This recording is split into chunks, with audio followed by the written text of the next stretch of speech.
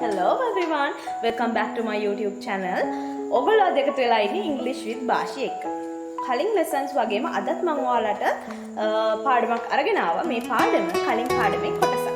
මොකද මම කිව්වා මේ පාඩම ටිකක් ලොකු පාඩමක්. ඒ හින්දා කොටස් විදිහට මම ඔයාලට කියා දෙන්නම් කියලා.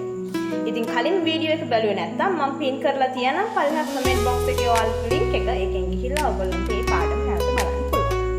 ඒ වගේම මම ආයෙත් මතක් කරනවා ඔයගොල්ලෝ මගේ වීඩියෝස් බලනවා නම් ඔයාලා ඒකට කැමති නම් like එකක් දාන්න, share කරන්න, follow කරන්න.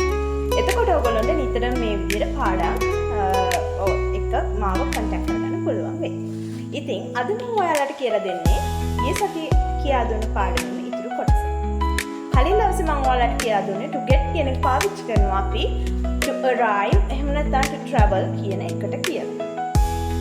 අද ඔයගොල්ලන්ට කියලා දෙන්න යන්නේ අපි to get කියන එක පාවිච්චි කරනවා to receive එහෙම නැත්නම් to obtain ලබා ගැනීමක් සම්බන්ධයෙන්. ඉතින් මම මේකට ඔයාලට එක උදාහරණ කිහිපයක් උදා ගන්න කැමතියි. පළවෙනිය I got a letter in the post. I got a letter in the post. මෙතනදී අපි කියන්නේ receive කියන අර්ථය.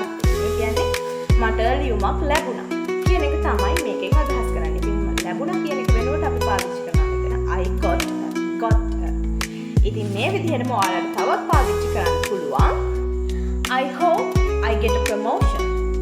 I hope I get a promotion. මෙතනදී I get කියලා අපි අදහස් කරන්නේ මට උසස් වීමක් ප්‍රොමෝෂන් එකක් ලැබෙයි කියලා මම බලාපොරොත්තු වෙනවා.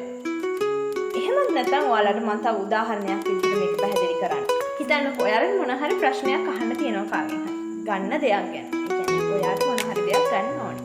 හිතන්නකෝ මෙහෙම ඔයාගේ ආදරවන්තයාගේ නැත්නම් ලවර් එක එහෙම නැත්නම් හස්බන්ඩ් එක වයිෆ් එක පාර්ට්නර් එක කතා කරනකොට එයාගෙන් ඔයාලට මොන හරි ගන්න ඕන නම් ඔයාලට මෙන්න මේක ගන්න පුළුවන්. Can I get a kiss? Can I get a kiss? මෙතන මේ අපි අදහස් කරන්නේ මට කිස් එකක් ගන්න පුළුවන්. ඉතින් මේ විදිහට ඔයාලට get කියන එක පාවිච්චි කරලා to receive එහෙම නැත්නම් to obtain කියන අර්ථ දෙකකින් කතා කරන්න පුළුවන්. ඒකට දැන් ඔයාලා දන්නවා ක්‍රම දෙකක් කොහොමද අපි මේ to get පාවිච්චි කරන්නේ කියලා. තවත් මේ විදිහටම get කියලා පාවිච්චි කරන ක්‍රම කීපයක් තියෙනවා. මම ඒවා ඊළඟ වීඩියෝ එකෙන් කියන්න බලාපොරොත්තු වෙනවා. එතකන් ඔයාලට සුබ දවසක්.